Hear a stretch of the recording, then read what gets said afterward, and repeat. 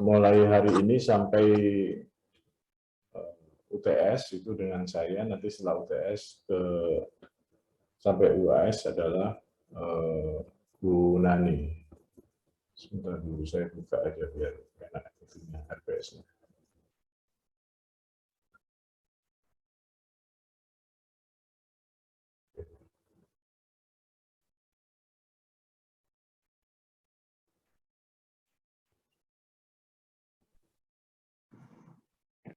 Nah, ini yang akan kita pelajari nanti.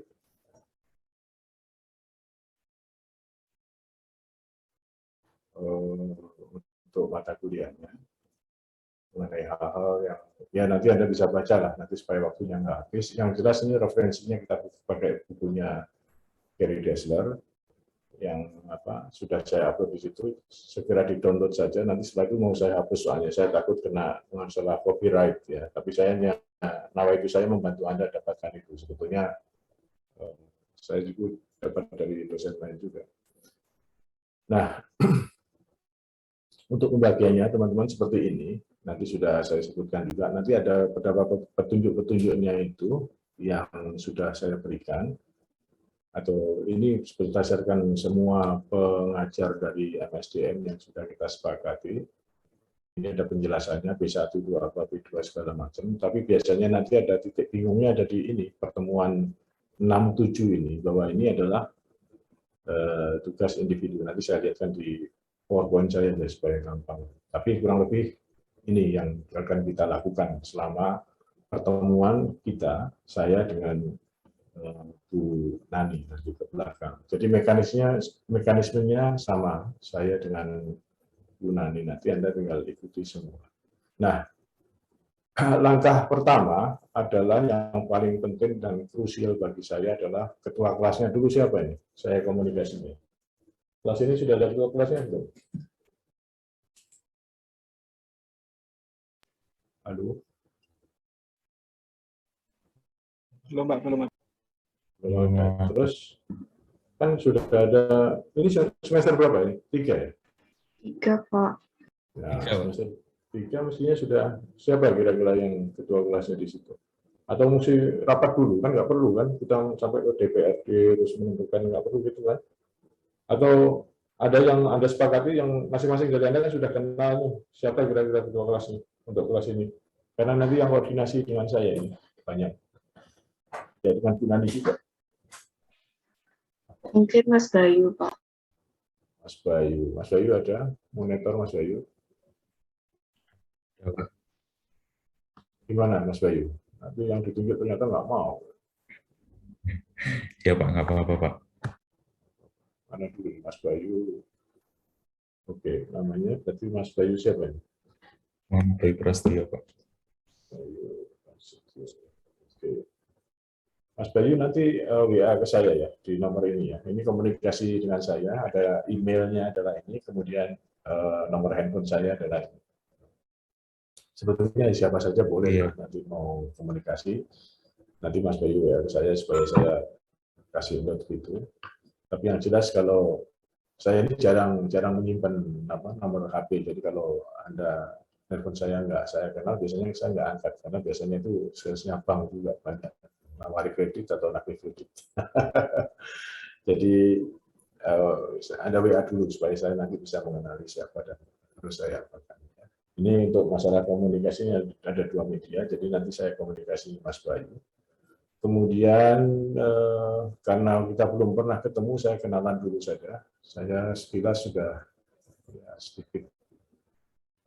Saya nggak tahu, ya, saya tanya dulu aja dari Anda ini kira-kira yang fresh graduate ada berapa orang? Bisa reset. Fresh graduate ada nggak? Dapat kerja semua berarti ya. 2. Oke. Masih fresh graduate 2 orang, 3, 5. Oh banyak juga ya. 6, 7. Oke, 7 ya. Oke, bisa ditutup yang resen. Kemudian saya tanya lagi sekarang yang sudah memiliki anak buah. terlepas anak buahnya 1, 2, 10, 50, ada berapa orang yang sudah memiliki subordinate. Saya akan menyesuaikan nanti materinya dengan kondisi kelas. 10, 12, 13, banyak juga. Oke. 14, 15. Oke, baik. Terima kasih. Jadi ini sudah memiliki subordinate, jadi yang lain bekerja biasa ya sebagai apa namanya istilahnya, anak buah ya. Kalau bahasa Maduranya children fruit ya, anak buah. Guyonannya begitu. Nah, baik. Kalau gitu sekarang saya akan kenalkan. Jadi nanti akan saya sesuaikan antara materinya dengan yang bagaimana sebagai atasan dan juga sebagaimana sebagai bawahan. Kemudian juga nanti yang belum bagaimana agar bisa masuk di dunia kerja gitu. Tapi ini mungkin porsinya karena saya sudah aktif saja nanya supaya saya bisa bantu apa yang bisa saya sharekan. Ini untuk kenalan saya dulu saja. Jadi ini kantor saya. Jadi kalau Anda yang ingin foto di mana mural ini ada di Prime Beach Hotel Surabaya. Jadi saya setiap hari ngatur di situ. Ini tidak penting sebetulnya, tapi ya untuk anu aja kenalan aja bahwa saya ini berbackground praktisi, jadi sehingga nanti ilmunya dari saya lebih banyak mengenai ilmu praktek. Jadi praktisi ini, tapi di akademisi saya juga ya kurang lebih pernah jadi dekan apa gitu-gitulah yang nggak penting-penting gitu. Tapi ini adalah dunia manajemen juga, karena di jabatan struktural di kampus itu juga sebenarnya managerial job. Ya. Tapi yang keseharian saya ada di sini di Surabaya, di Prime Beach Hotel Surabaya sampai sekarang. Jadi tidak penting, apalagi ini tidak penting semua. Ya kurang lebih beginilah. Nanti Anda bisa cek sendiri di Google, Anda cari namanya Yusa Ansori atau Muhammad Yusa Ansori, karena itu sama orangnya. Jadi kalau saya kenalan biasanya namanya siapa, Yusa. Itu ditanya gerejanya mana Pak? Oh nama saya Yusa Ansori. Oh kemudian tanya lagi, Bapak ini Islam apa Kristen? Nama lengkap saya Muhammad Yusa Ansori. Oh berarti Islam. Iya. NU atau Muhammadiyah Pak? Bilang gitu. Karena Muhammadnya pakai O berarti NU. Oh iya ya NU. NU-nya Katolik atau Protestan gitu. Jadi nggak selesai ditanya begitu. Nah, karena saya dari dunia praktisi, teman-teman sekalian, sehingga nanti dalam penyampaian saya akan sedikit lebih lebih tidak formal, mungkin agak sedikit selengean. Jadi saya nanti mohon agak diingatkan kalau misalnya agak kebablasan. Bayangkan praktisi tourism ya, pada dunia pariwisata biasanya ada selengean didik. Jadi nanti harap wabil khusus untuk kaum hawa, nanti saya diingatkan aja kalau misalnya Pak itu sudah offset atau apa gitu ya, saya nggak usah diviral-viralkan gitu, tapi diingatkan aja. Saya mohon maaf dulu sebelumnya, karena saya sudah berusaha untuk selalu menyampaikan dalam formal begitu, tapi biasanya malah mati gaya saya. Nanti malah Anda nggak dapat ilmunya, karena saya mati gaya. Nah, ini yang akan saya berikan selama berapa ini? Kurang lebih 8 kali pertemuan dengan saya. Nanti yang saya berikan hanya ini, 3 ini. Yang pertama adalah applicative human resource management, kemudian personal vision, maksudnya vision of life, kemudian practical leadership. Bagaimana sih leadership? Saya yakin ada yang sudah menjadi pimpinan itu sudah banyak sekali ada pelatihan-pelatihan mengenai kepemimpinan, dan biasanya dalam kepemimpinan itu diajarkan mengenai how to be a good leader. Padahal sebetulnya di dalam praktek itu tidak hanya to be good leader, tapi bagaimana menjadi pimpinan yang baik dan bawahan yang baik juga. Karena ketika jadi pimpinan ada pimpinannya lagi. Kalau saya posisi saya general manager, ada director di atasnya, ada board director lagi di atasnya, kemudian di bawahnya ada bawahan-bawahan, sehingga ya, sebetulnya di dalam praktek itu tidak hanya menjadi how to be a good leader, tapi juga how to be a good follower, gitu. Atau sebagai good subordinate. Gitu. Jadi itu yang nanti kita akan banyak bahas. Sehingga nanti pembahasannya banyak berkaitan dengan praktek. Dan Anda juga nggak apa-apa, nanti misalnya ada sesuatu case di tempat Anda bekerja, kemudian kita bisa diskusikan sehingga ada paling nggak ada apa ya, manfaat lah Anda ikut kuliah saya ini. Nah, ini values dan rules di dalam kelas saya itu adalah ini. 4 hal ini. Integrity, disiplin, respect, and fun. Integrity itu apa? Nah, biasanya integrity dijawabnya integrity itu apa? Integritas. Gitu, ya. Sudah tahu, itu kan integrity terjemahnya apa itu integritas. Tapi artinya apa integritas itu? Jadi prinsipnya dalam integritas itu mengerjakan pekerjaannya tanpa harus diawasi. Itu berintegritas. Jadi kalau Anda bekerja, kemudian Anda bos Anda lewat, wah kerja pura-pura kerjaan, bosnya sudah pergi, nggak kerja lagi, itu tidak berintegritas. Anda diawasi atau tidak diawasi bos Anda, ya tetap mengerjakan, itu berintegritas. Sama halnya ketika nanti tugas-tugas, ya saya tidak akan dalam memberikan tugas-tugas nanti perjalanannya, saya tidak akan apa namanya ngopak-ngopak ya, sudah deadline saya nggak akan, yang ngumpulkan saya nilai, yang nggak ngumpulkan ya saya nilai, kan gampang. Karena ini kelasnya S2, jadi nggak perlu lagi dioyak-oyak begitu. Dan saya nggak akan mau ngoyak-ngoyak karena ya Anda sudah besar semua, ngapain dioyak-oyak juga. Jadi perlu ada integritas. Kemudian disiplin, ya disiplin tidak hanya waktu. Insya Allah saya akan sejauh ini juga selalu sebelum waktunya, kecuali tadi mepet sekali karena ada kendala teknis, tapi nanti ke depan saya masih sebelumnya sudah masuk. Jadi usahakan kita disiplin waktu, karena ini melatih kita juga. Karena salah satu kelemahan kita, bangsa kita termasuk saya, yaitu kurangnya disiplin. Jadi kita harus mulai dari sana. Kemudian respect, ya. Respect itu ya kalau misalnya di dalam pelajarannya tidak dalam Zoom, misalnya offline class, itu biasanya ketika ada kelompok yang presentasi, kemudian yang lain ngomong sendiri, itu tidak respect. Maksud saya gitu. Jadi ketika nanti ada yang presentasi, yang kita mendengarkan, karena nanti tidak menutup kemungkinan di sela-sela itu saya memberikan penilaian. Jadi penilaian saya lebih banyak saya tekankan pada proses pembelajaran daripada pada UTS maupun UAS-nya saja. Tapi UTS dan UAS masih merupakan bagian dari penilaian. Jadi sistem penilaiannya adalah penilaian saya ditambah penilaiannya Bu Nani dibagi 2 gitu. Nanti itu nilai Anda. Nah, dari posisi saya akan menekankan pada proses. Jadi ketika Anda mengerjakan tugas, keaktifan di dalam kelas itu akan ada poin-poin yang saya kumpulkan sehingga setiap kali setelah pertemuan saya bisa memberikan nilai untuk Anda masing-masing. Dan Anda nggak usah khawatir mengenai nilai itu selama Anda aktif. Gitu. Kemudian fun, ya ini supaya tidak capek saja. Biasanya apalagi sudah ini jam kedua ya, Anda sudah capek di pertama, kemudian di kantor sudah capek, misalnya seharian Zoom, jadi kalau tidak fun nanti tidak asik. Ini adalah referensi yang kita pakai. Ada 2 buku sebetulnya, tapi lebih ditekankan pada buku yang pertama, punya Dessler. Makanya itu saya berikan di situ, dan nanti setelah kuliah ini akan saya tarik itu dari My Class itu supaya nanti saya nggak kena masalah. Jadi saya sekali lagi harap dipahami bahwa nawa itu saya membantu Anda. Jadi kalau nanti sudah Anda ambil, sudah saya tarik, kan sudah nggak masalah. Kemudian ini adalah jadwal, ya. Jadi nanti setelah ini ketua kelas membentuk kelompok dari 41 ya di daftar saya, 41 orang itu dibagi menjadi berapa kelompok? Di 7, 8.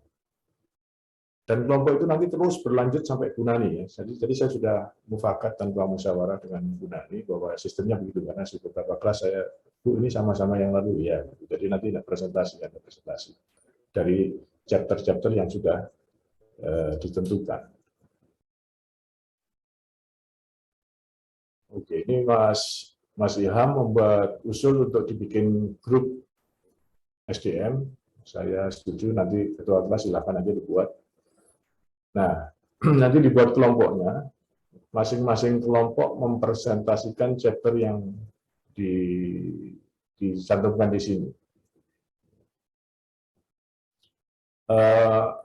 Untuk hari ini, kayaknya nanti ini saya nggak tahu cukup atau tidak waktunya, dan biasanya tidak cukup. Saya nanti memberikan basicnya dulu, bagaimana sih menerapkan SDM itu di prakteknya, dalam prakteknya di kantor. Mungkin yang beberapa sudah pengalaman juga nanti kita bisa sharing di situ bahwa applicable atau tidak, bahwa karena di lapangan atau di praktek itu agak berbeda dengan di bukunya Dessler, apalagi ini buku Amerika ya, karena ada masalah yang agak berbeda, yaitu masalah culture. Culture di Amerika berbeda di Asia, apalagi di Indonesia. Jadi itu nanti ada beberapa hal yang bisa diterapkan, ada beberapa yang tidak bisa diterapkan. Nanti saya akan tetap kasihkan dalam konteks Indonesia itu. Nah, nanti dibagi saja kelompoknya, nanti Mas Bayu membagi kelompoknya. Saya pikir kira kalau yang sudah berapa kelompok ya Mas Bayu? Kalau sejumlah ini gede sekali, kelasnya 41 soal. Untuk presentasinya sendiri gimana Pak? Ada jatahnya misal berapa minggu gitu nggak Pak? Kalau dulu rata-rata 4-5 orang sih Pak kalau kelas besar kayak gini Pak. Ya udah, 4-5 orang nggak apa-apa. Nah nanti gini, yang saya minta dari masing-masing presentasi atau masing chapter itu yang dipresentasikan, saya minta maksimum, ya, maksimum adalah 10 slide PowerPoint. Artinya apa? Yang Anda sampaikan di situ intisarinya saja dari chapter itu apa. Kemudian nanti kita banyak diskusikan saja. Sehingga kita tidak kehilangan untuk esensi teorinya, tetapi kita juga masih mendapatkan ilmu prakteknya seperti apa. Nah, kalau nanti terlalu besar dalam satu kelompok, ya mungkin agak ya kelamaan juga. Ya biasanya ada juga yang hanya nebeng nama segala macam, kan itu ya biasalah. Anda bilang enggak, saya sudah tahu itu kan. Nah, cuma nanti kan supaya meminimalkan itu, misalnya kita bagi satu kelompok itu 5 orang, berarti kan ada 8. Nah, 8 itu misalnya begini nih. Ini kan masing-masing chapter ada nih 1-1, 5. Berarti ini kan yang untuk jurnal review. Jadi nanti setelah UTS, Anda harus membuat mini tesis. Ya. Mini tesis itu adalah tugas kelompok. Bentuknya PowerPoint, bukan Word, mini tesis itu. Nanti kalau belum paham mini tesis itu, intinya adalah permasalahannya apa di dalam konteks human resource itu, kemudian metodologinya, gitu. Kemudian referensi yang dipakai, teori-teorinya. Jadi ada semacam tesis, tapi yang sampai proposal saja. Proposal tesis itu namanya mini tesis, dan itu tugas kelompok, bentuknya PowerPoint. Itu sudah kesepakatan dengan Bu Nani juga kemarin. Jadi, tapi yang ini, yang research in human resource management ini tugas individu. Jadi masing-masing mencari jurnal yang umurnya 5 tahun terakhir. Jadi kalau Anda sekarang 2022 berarti yang paling tua 2017. Jurnal 5 tahun terakhir yang berkaitan dengan human resource, apapun itu, entah leadership, entah decision making, entah apapun, pokoknya di dalam konteks mata kuliah ini, nanti ini sebagai bahan Anda untuk menyusun mini tesis di setelah UTS. Semoga bisa difahami ya. Jadi ini sebagai jurnal pendukungnya nanti, tapi nanti Anda presentasi. Nah, kalau ini di dalam kelompok, misalnya ada satu kelompok di dalam bagian untuk review jurnal ini, berarti nanti masing-masing 5 orang itu mempresentasikan reviewnya atas jurnal yang dia buat. Jadi jurnalnya nanti disubmit juga ke saya, supaya saya bisa melihat bahwa ini hanya sekedar submit, membuat, atau memang betul-betul membuat review dari jurnal itu. Nanti saya kasih kolom untuk submit jurnalnya sama review Anda. Nah, yang lain submit di situ, kemudian yang 5 itu yang presentasi. Makanya dibagi dalam 2 kelompok, 5 di review yang pertama, kemudian 5 di review yang kedua. Kalau itu satu kelompok 5 orang. Kalau 6 orang ya 6, kalau 4 ya 4, nanti tergantung Mas Bayu aja. Dari sini ada pertanyaan dulu nggak mengenai assignment? Karena ini nanti menentukan jalan kita ke pertemuan selanjutnya.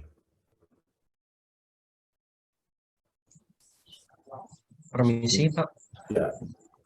Bisa diulang untuk yang research HRM jurnal review pertama sama kedua tadi, Pak. Terima kasih, Pak. Ya, jadi untuk jurnal review itu Anda mencari jurnal ilmiah yang terbitan 5 tahun terakhir. Atau saya sebut saja yang mulainya tahunnya 2017, 18, 19, 20, supaya yang terkini ya. Jadi jangan jurnal tua-tua, itu kan banyak juga, banyak ada lah di Google atau di mana Anda cari lah di situ. Nah, dari situ jurnal itu kemudian direview. Anda setelah membaca satu jurnal itu, nah jurnalnya berkaitan dengan manajemen sumber daya manusia. Jangan supply chain atau marketing, tapi kan mata kuliah kita MSDM. Nah, bisa apa saja, dan jurnal itu kalau bisa nanti untuk mendukung mini tesis Anda yang tugas kelompok di grup setelah setelah UTS. Jelas ya? Tetapi tugas ini juga tugas individu. Jadi masing-masing orang harus membuat atau melakukan review jurnal.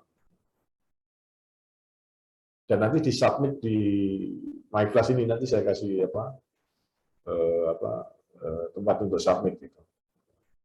Cukup jelas mungkin menjawab pertanyaannya atau masih ada pertanyaan lagi? Terima kasih, Pak. Ya. Nah, nanti untuk presentasi selanjutnya setelah UTS itu dengan Gunani mekanismenya sama. Jadi masing-masing kelompok melanjutkan lagi dari chapter-chapter yang sudah di-submit atau sudah ditulis di dalam RPS yang saya submit di MyClass itu. Ya, untuk kelasnya Gunani. Mas Bayu, mungkin ada pertanyaan dulu dari tugas-tugas ini. Berarti nanti itu disepakati dari kelas terus baru dibagi chapternya gitu ya Pak ya? Iya, jadi disepakati kelompoknya dulu langkah pertama. Ya. Atau mungkin nanti tahapan pertama di grupnya WA itu dibuat, kemudian kedua bikin kelompok, disepakati kelompoknya, kemudian menjadi tugas kelompok. Masing-masing kelompok kebagian chapter berapa. Dan itu melakukan kayak kalau bahasanya Pak Ndul itu core of the core. Jadi intisari dari chapter itu maksimal 10 slide. Intinya apa? Artinya ketika Anda membuatnya 9 slide itu nggak apa-apa, 8 slide juga nggak apa-apa, tapi jangan hanya 1 slide, nggak mungkin soalnya. Jadi nanti Anda terpaksa harus memeras chapter itu. Soalnya kalau saya sebenarnya kalau mau saya kasih, saya sudah punya sebenarnya PowerPoint-nya yang dari Dassler itu, berapa puluh slide itu, dan itu kalau saya baca, saya sampaikan, Anda ngantuk semua, nanti menjadi nggak menarik. Padahal kita kan tujuannya bukan itu. Anda juga nanti bosan itu kalau baca. Kalau mau 100 slide ada, tapi apakah Anda mau saya tampilkan 100 slide, kemudian nanti di kameranya Anda tidur semua, kan ya saya capek juga, kan nggak asik gitu. Jadi penting ada, sebetulnya itu Anda dipaksa membaca gitu aja. Dari chapter itu, bareng-bareng kelompok, kemudian kita sharingkan, sehingga setelah selesainya mata kuliah ini, secara tidak langsung Anda sudah selesai satu buku itu membaca bareng-bareng dengan cara sharing gitu. Tujuannya sebenarnya itu. Jadi, memaksa Anda untuk membaca aja sebetulnya. Masih ada pertanyaan, Mas Bayu? Mungkin nanti kalau bingung saya chat Bapak aja Pak. Biar Ya, boleh. Ya, boleh, nggak apa-apa.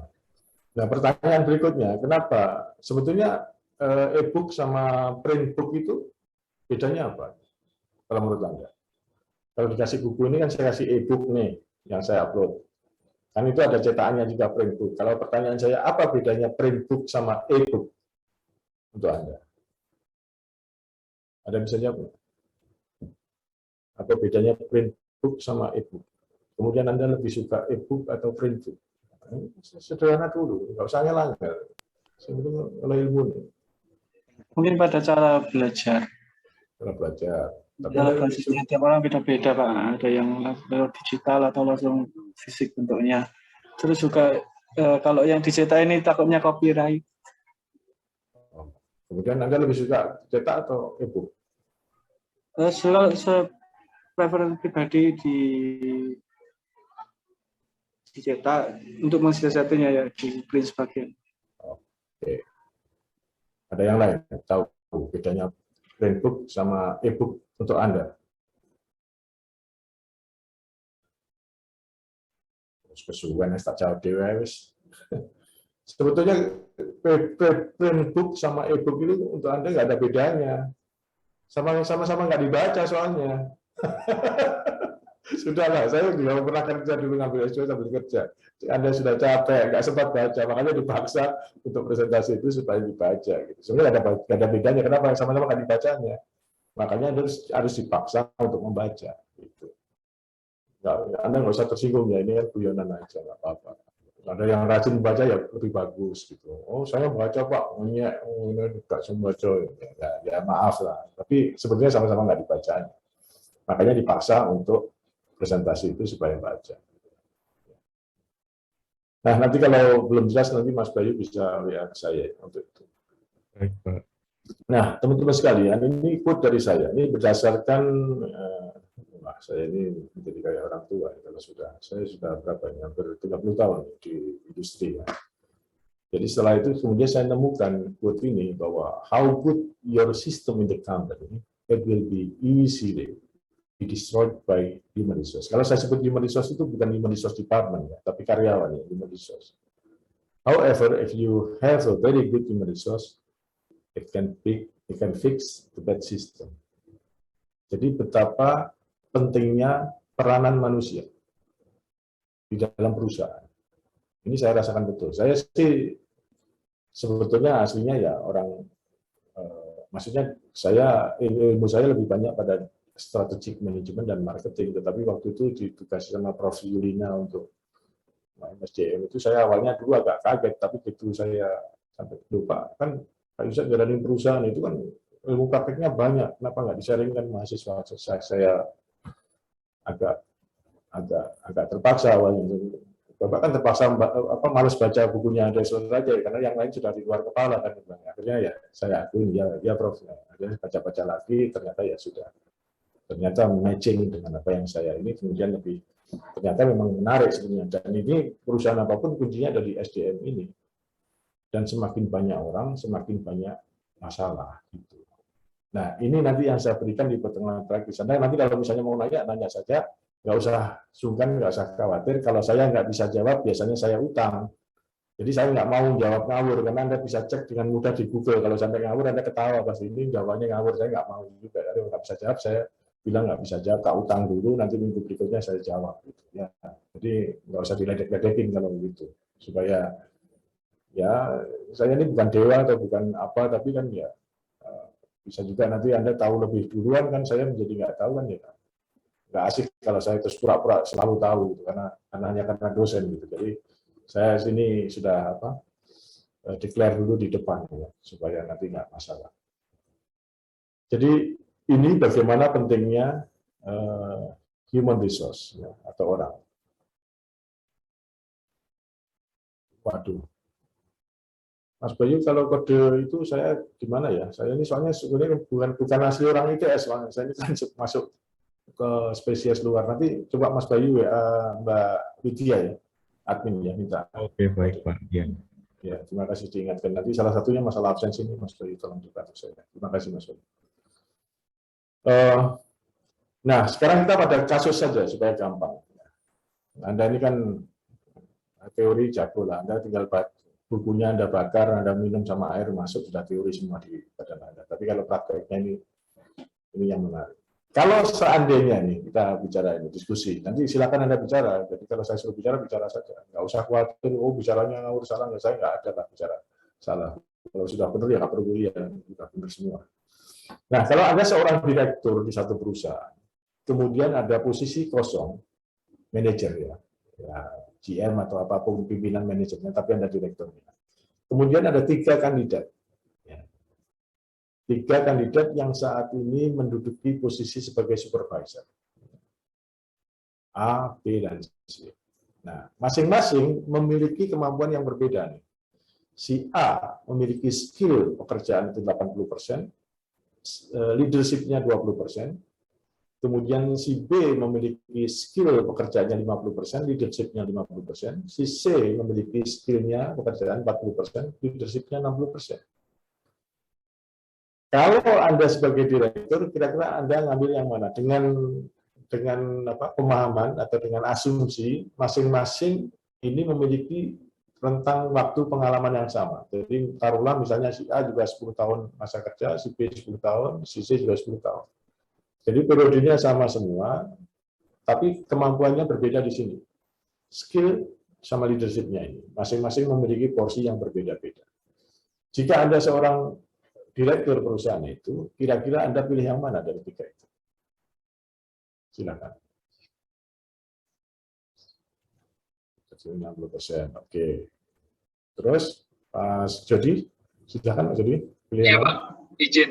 Saya juga sama Pak, memilih yang supervisor C, leadership-nya yang dominan 60%. Oke, ada lagi yang lain? Saya juga, Pak. Leadership-nya 60%. Oke.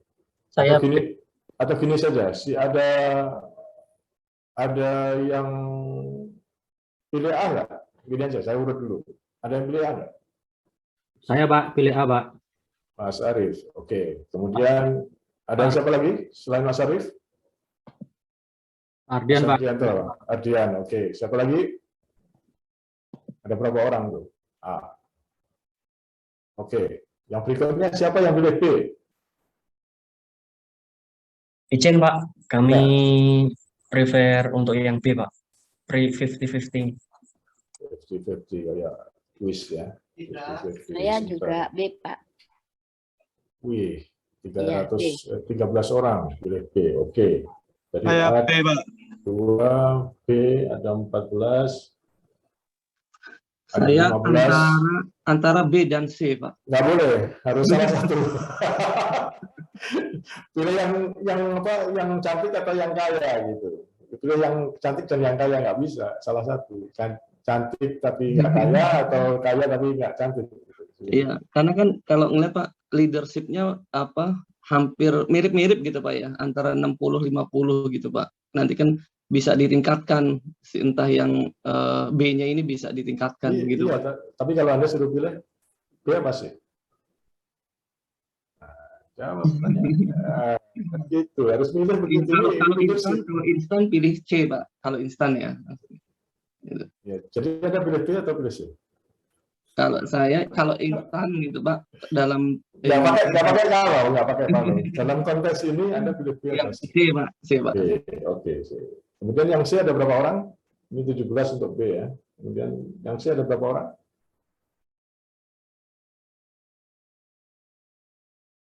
W, 12. Oke. Baik, jadi teman-teman sekalian, apapun pilihan Anda nggak masalah. Yang penting kita diskusikan sekarang alasannya. Mengapa Anda pilih A? Sekarang saya mulai dulu yang pilih A dulu 2 orang tadi. Kenapa Anda pilih A? Pak. Ya. Jadi gini Pak, menurut saya sih leadership tanpa skill boleh dibilang cuman omong doang lah Pak, seperti itu. Kalau ini kan konteksnya adalah direktur di bawah cuma satu manajer, maka mungkin untuk sisi leadership-nya masih bisa saya teach, saya mengajari dia untuk menjadi seorang leadership yang bagus nantinya. Tetapi skill, jadi manajer itu bisa memberikan pelajaran yang bagus juga kepada supervisor yang lain seperti itu, karena dia basically masih punya skill yang tinggi di situ. Karena kalau yang lain leadership-nya juga nggak bagus-bagus juga, 50 dan 60, mungkin kalau leadership yang di C itu ada 80, mungkin akan saya memilih yang di leadership 80, karena leadership juga nggak terlalu bagus-bagus banget lah, seperti itu kalau yang di C. Mungkin itu Pak alasan yang tepat Pak. Oke, menarik. Satunya lagi, siapa yang nambahin Pak Ardian tadi sama Mas Arief ya? Silakan Mas Arief kalau mau nambahin atau sama penjelasan. Benar Pak. Alasan saya memilih yang A ini karena supervisi itu lebih ke arah teknis Pak. Jadi di mana pekerjaan dia itu sudah diatur dalam SOP gitu. Jadi karena teknis maka skill di sana lebih dibutuhkan daripada leadership-nya. Seperti itu. Terima kasih Pak. Oke.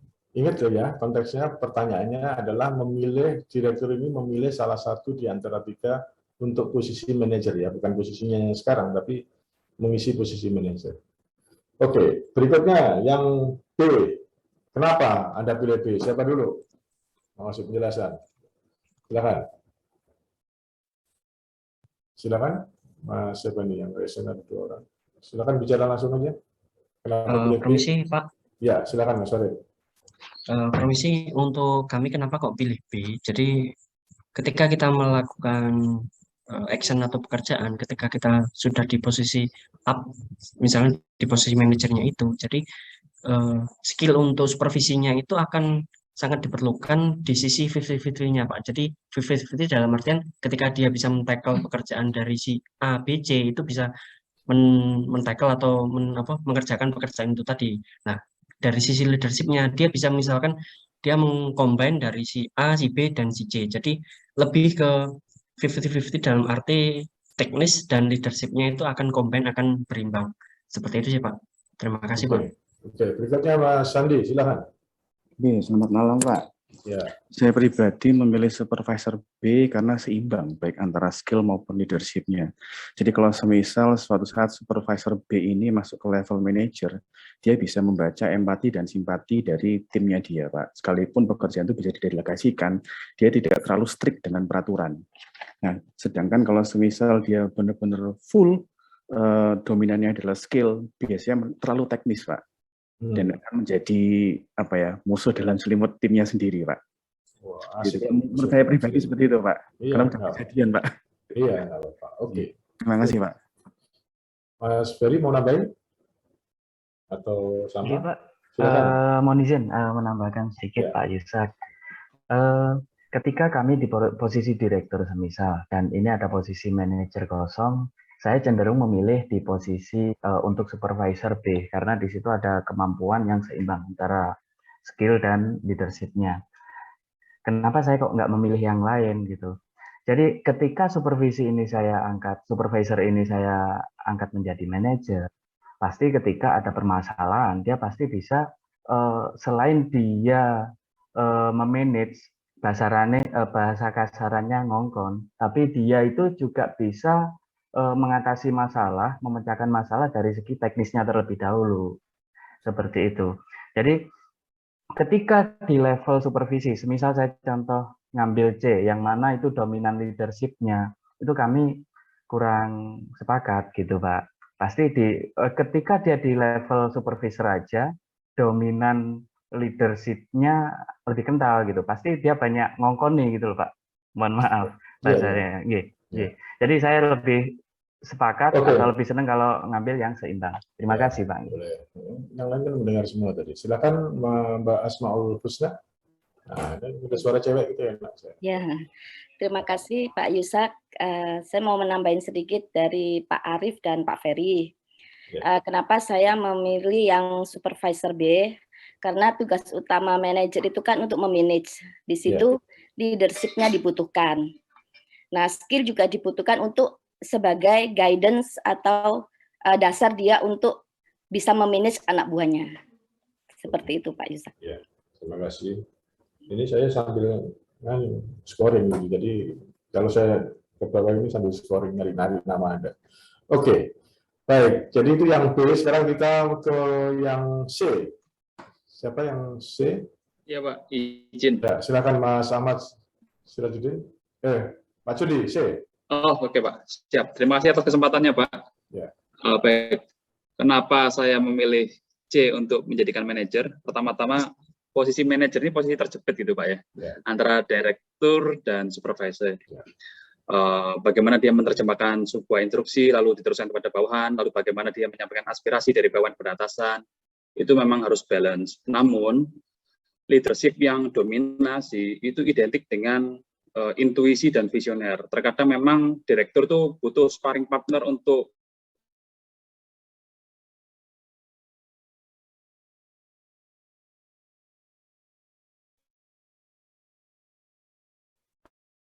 mengajak mau dibawa kemana perusahaan kita, mau leadership harus lebih tinggi karena memecahkan masalah tidak semudah membaca SOP gitu Pak, butuh kebijakan-kebijakan yang itu memang harus dibawa kalau yang bersangkutan memiliki leadership. Saya rasa itu Pak. Terima kasih Pak. Berikutnya Pak Ahmad Sirajuddin.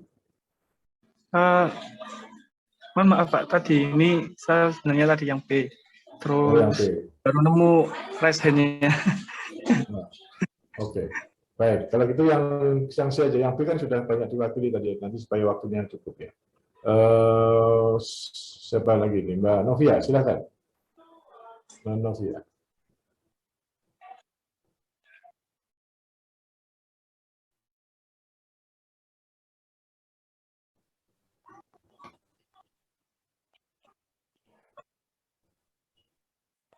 Ya.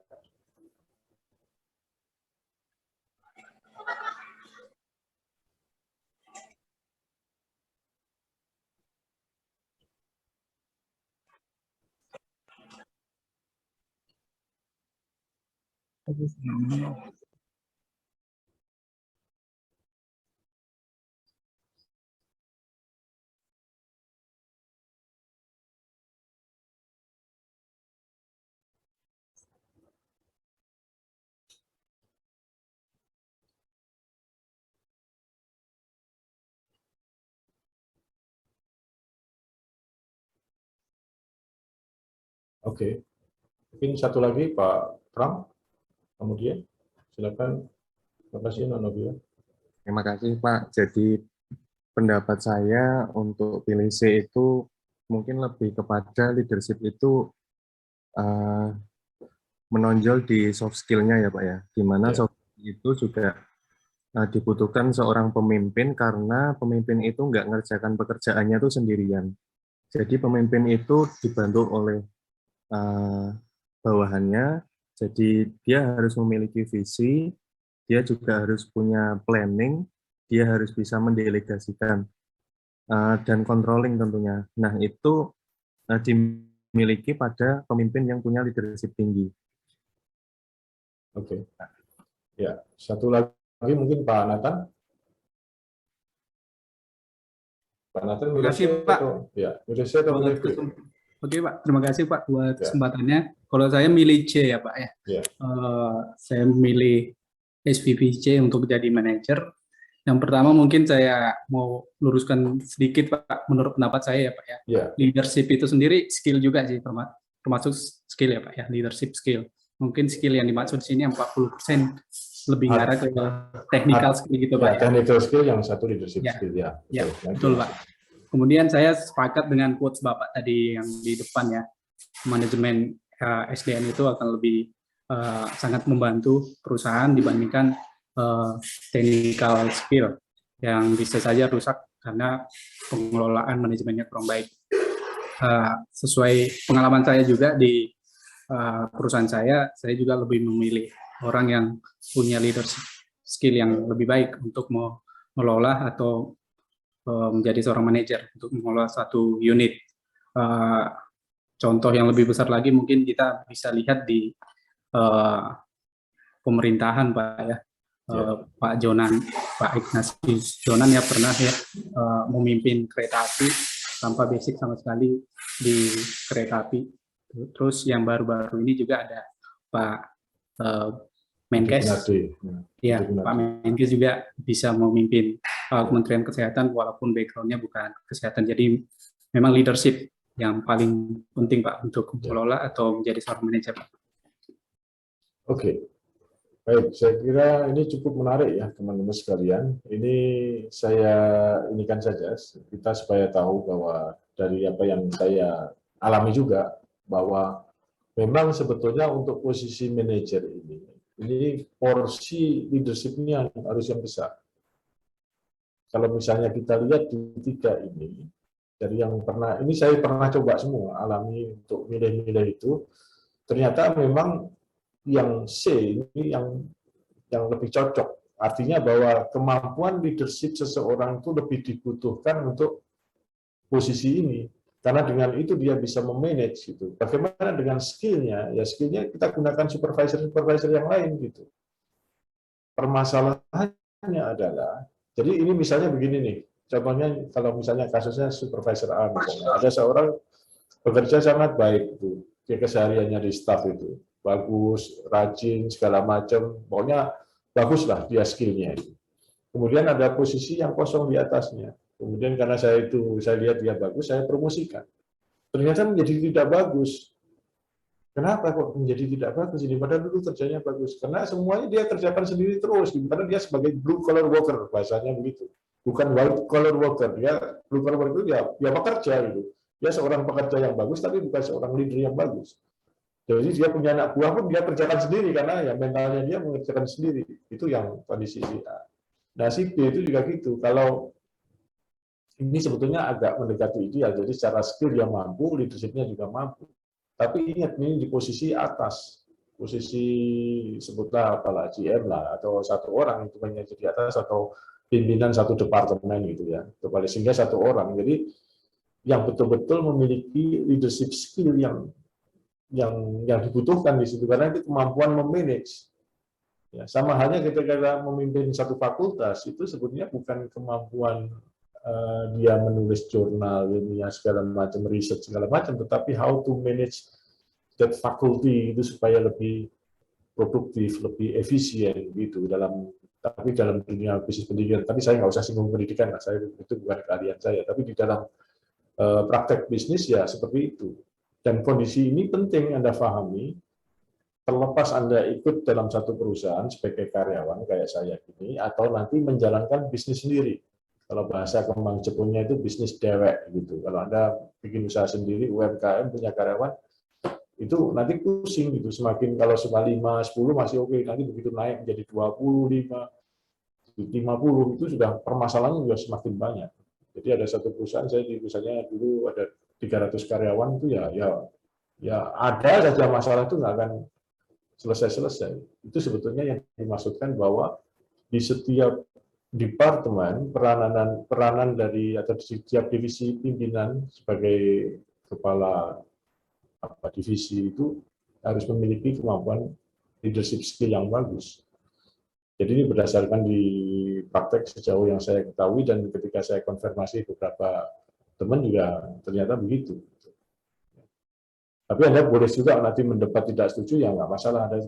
Anda lihat, oh saya di tempat itu nggak begitu, nanti nggak apa-apa, itu bisa kita lanjutkan nanti diskusinya. Tetapi ini yang saya tahu, yang saya sampaikan saat ini, yang saya alami begitu. Ya, memang leadership itu lebih penting ketika itu di posisi-posisi atas daripada skillnya. Tadi disebutkan misalnya kasusnya Menkes itu Pak Budi Gunadi, itu kan sarjana nuklir, awalnya di rootnya Bank Mandiri. Bayangkan teknik nuklir di rootnya bank, kemudian menjadi Menteri Kesehatan.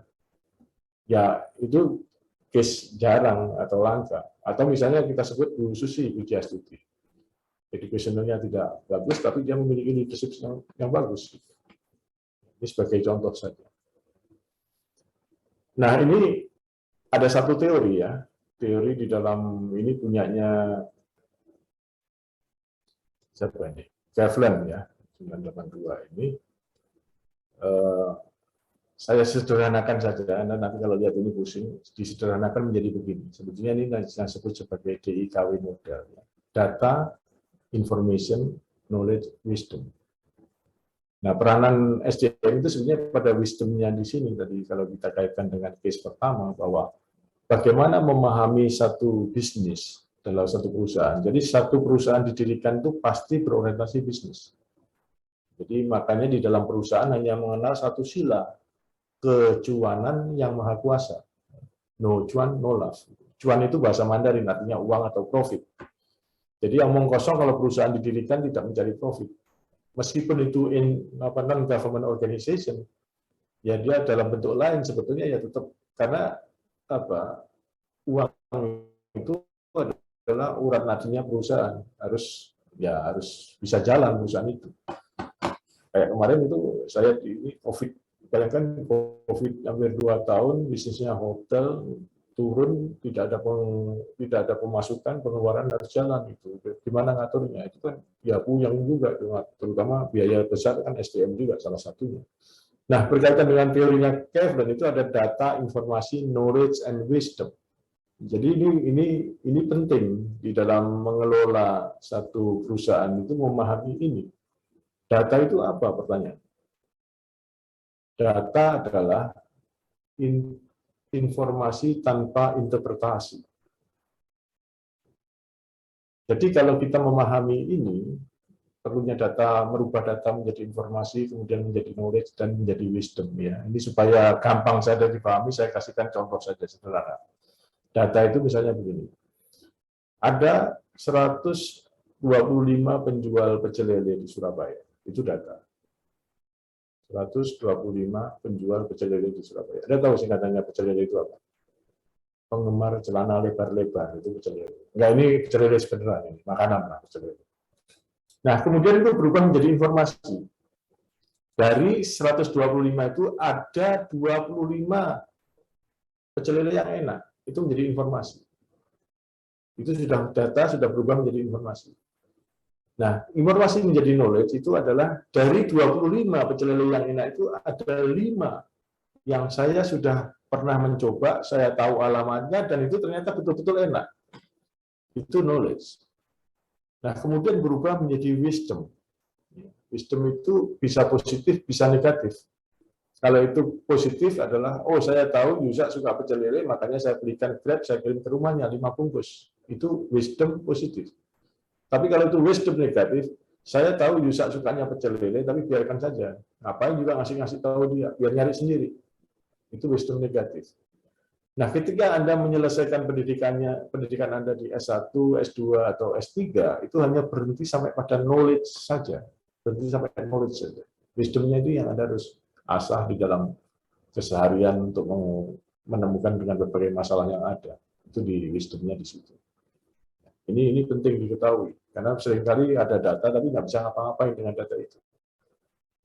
Jadi punya data karyawan yang lulusan SMA sekian, S1 sekian, S2 sekian, S3 sekian, tapi terus diapain? Laki-laki perempuan sekian, laki-laki sekian, perempuan sekian, pancinya sekian, tapi terus diapain? Nggak diapa-apain, nggak bisa, karena nggak bisa ngolah data itu. Nah, isu yang paling banyak di dalam ini saya sampaikan dalam praktek ya, dalam prakteknya. Sebetulnya di dalam praktek human resource itu isunya ada 3 ini.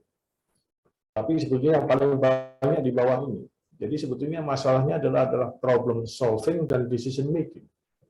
Jadi bagaimana menyelesaikan masalah dan membuat satu keputusan yang cepat. Itu yang seringkali menjadi masalah karena itu kendalanya banyak. Kalau dia level supervisor biasanya nanti belum tentu disetujui sama atasannya, manajernya. Kalau manajernya setuju, belum tentu direkturnya setuju. Jadi ini menjadi kendala-kendala yang ada di dalam satu perusahaan. Nah, ketika ini problem solving dan decision making ini bisa dikuasai dengan baik, itu permasalahan berikutnya adalah masalah wisdom tadi. Wise atau tidak? Bijak apa enggak keputusannya itu? Nanti kita bicarakan di slide saya berikutnya, nanti akan menjadi lebih menarik. Nah, kemudian yang paling tinggi tingkat permasalahan di dalam human resource itu adalah conflict management.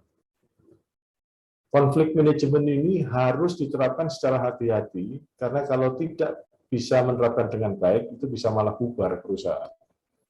Sebagai contoh itu, konflik manajemen itu kalau misalnya sebuah korporasi punya kantor pusat itu, atau corporate kantor pusatnya, ada beberapa cabang begitu, kemudian dia mengadu nih, kamu masa Surabaya kalah sama Jakarta, Jakarta kalah sama Batam, itu diadu begitu. Dikompetisikan supaya performanya bagus. Itu bagian dari konflik manajemen.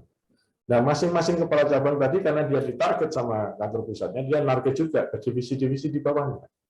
Kamu harus begini, kalau enggak ini diadu lagi. Nah, cilakanya head-nya juga mengadu lagi di bawahnya sampai individunya konflik. Nah, ini nanti bisa bubar semua gitu. Jadi ada batasannya sampai pada level mana konflik manajemen itu berhenti. Sehingga dibawa di satu unit atau satu divisi itu kekompakan yang dibangun, kesatuan untuk bisa mencapai tujuan organisasi itu. Nah, ini yang kadang-kadang salah orang menerapkan konflik manajemen. Dan umumnya memang tidak paham, karena ya maunya yang diadu supaya nggak kalah. Maunya, niatannya bagus, nawaiitunya memotivasi, tapi prakteknya ya malah kacau semua. Ya. Ini yang nggak bagus. Nah, kemudian leader itu apa? Kita bisa perhatikan di sini, leadership adalah ability to influence people toward attainment of organization goal. Jadi tujuannya di sini adalah organization goal. Tujuan organisasi itu apa? Profit, ya cuan. Jadi nggak ada yang lain. Tujuan organisasi ini yang mencari profit.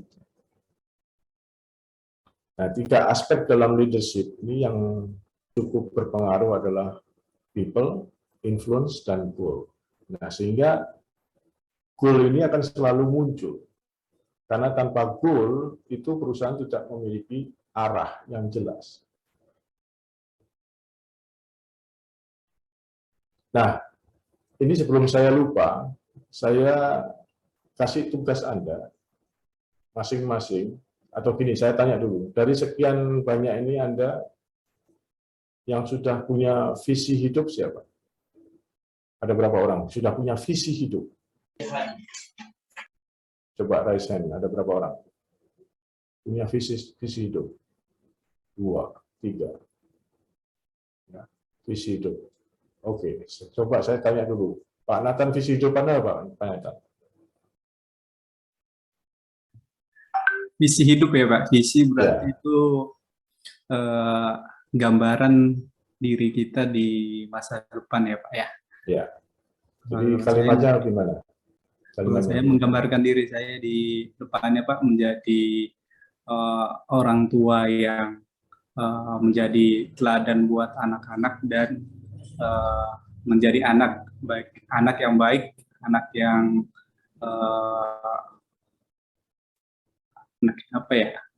anak yang soleh buat orang tua. Oke. Lebih ngarah ke keluarga sih Pak. Ya, itu benar. Jadi gini teman-teman sekalian, kalau Anda tidak punya visi hidup, Anda nggak jelas hidup itu mau kemana, itu nggak jelas. Jadi visi hidup dibuat. Nah, anehnya adalah perusahaan ini memiliki visi dan misi perusahaan kan biasanya gitu. Yang membuat adalah orang yang tidak memiliki visi hidup. Bagaimana perusahaan itu akan baik kalau yang membuat saja nggak ngerti visinya. Jadi sebagai contoh, visi itu apa sih? Visi itu adalah jawaban atas pertanyaan what do you want to be? Anda mau jadi apa? Jawabannya itu menjadi visi hidup. Sehingga visi itu akan diawali dengan kata-kata menjadi. Nah, nanti supaya Anda punya visi hidup dan hidup Anda jelas, tidak terombang-ambing, tugas yang pertama adalah membuat visi hidup. Jadi visi hidup Anda itu apa? Nanti saya akan bantu koreksi. Ya. Caranya bagaimana membuat visi hidup yang baik itu kalau menurut teori itu Anda membayangkan hari ini usia Anda yang 80 kalau masih hidup. 80. Anda bayangkan 80, kemudian Anda ingin orang lain ngomong apa tentang Anda. Istri Anda ngomong apa, anak Anda, cucu, tetangga, teman kerja, teman main, teman ngopi. Misalnya istri Anda, misalnya Pak Nathan, maaf ya ini guyonan aja Pak Nathan, misalnya Pak Nathan itu ada suami yang baik, gitu. Selalu sayang sama keluarga, kalau selingkuh nggak ketahuan, apa misalnya begitu, tulis ditulis di kertas. Ya. Kemudian Anda berharap orang tua Anda ngomong apa tentang Anda, tulis dalam satu kertas. Lalu di kertas itu, tetangga Anda ngomong apa, terus rekan kerja ngomong apa, ditulis dalam satu kertas itu, kemudian dirangkum dalam satu kata atau satu kalimat. Itu visi hidup. Sehingga nanti kehidupanmu itu akan mengarah ke situ semua, sehingga tujuanmu jelas. Nah, ketika Anda di dalam satu perusahaan membuat visi perusahaan itu baru boleh, karena Anda sudah punya visi hidup. Kalau saya begitu, kalau manajer saya tes dulu, kamu sudah punya visi hidup belum? Kalau belum, gimana mau bikin visinya perusahaan? Misalnya saya sudah membawai, sekarang ada 13 perusahaan yang di bawah saya tanyain begitu. Nah, nanti masing-masing dari Anda bikin visi hidup. Biasanya diawali kata menjadi. Kalau Anda pernah mendengar, besok kalau besar ingin jadi, saya menjadi anak yang berguna bagi nusa dan bangsa. Ya, pride. Ya. Walaupun itu kelihatannya omong kosong, tapi itu sudah benar secara teori bahwa visi hidup. Nah, kalau saya lebih suka praktis saja, jadi nggak suka teori macam-macam, saya praktek saja. Cara saya adalah membayangkan ketika saya meninggal, itu di kuburan itu ada batu nisan tulisannya Yusak, lahir tanggal sekian, meninggal sekian, mati sekian itu. Kemudian saya berharap orang jongkok di makam saya itu ngomong apa. Itu menjadi visi hidup saya. Jadi sebagai contoh ini Anda jangan selalu nggak sama, Anda cari sendiri saja. Tapi saya misalnya ingin menjadi orang yang humanis. Itu visi saya. Nah, itu kalau diturunkan, itu orang humanis itu temannya banyak, tidak suka bermusuhan, tidak rasis, toleran, yang gitu-gitu. Itu turunannya ke situ, sehingga hidupnya akan mengarah ke situ. Dari teman yang banyak, utang sedikit, gitu maksudnya. Jangan utang banyak juga, silakan nanti. Ya, jadi tugas pertama Anda nanti menulis visi hidup, kemudian silahkan di WA ke saya masing-masing, nanti saya akan bantu koreksi, dan itu ongoing ya, tidak harus saya kasih. Tapi itu sudah bagian dari nanti proses saya nilai juga, saya perbaiki. Anda boleh setuju dan boleh tidak setuju dengan masukan dari saya. Kalau tidak sesuai, nggak usah setuju, dan tidak harus setuju dengan saya. Kalau misalnya Anda yakin saya sudah senang ini kok, terserah saya, ya nggak apa-apa. Ya, ini bukan pelajaran yang mengharus-haruskan begitu, tapi supaya Anda dapat makna dalam berkuliah. Ya. Karena itu menunjukkan goals of your life. Nah, ini adalah ciri-ciri dari leader. Pak Nathan, kamu tanya apa? Silakan. Oke.